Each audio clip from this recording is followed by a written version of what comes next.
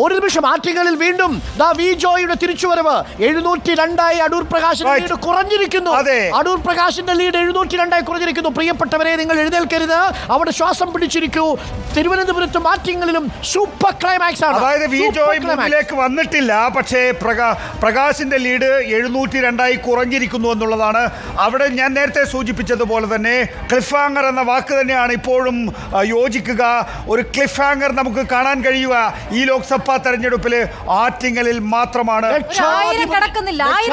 ലക്ഷാധിപതിയായി ഷാഫി, ലക്ഷാധിപതിയായി 1,11,127. പത്തനംതിട്ടയിൽ UDFന്റെ ലീഡ് കൂടുകയാണ്.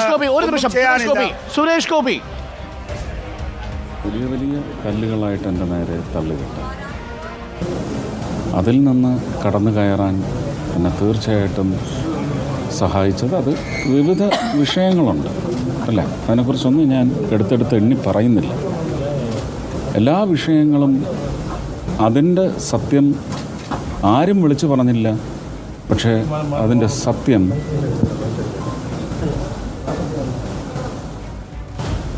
ആ സത്യം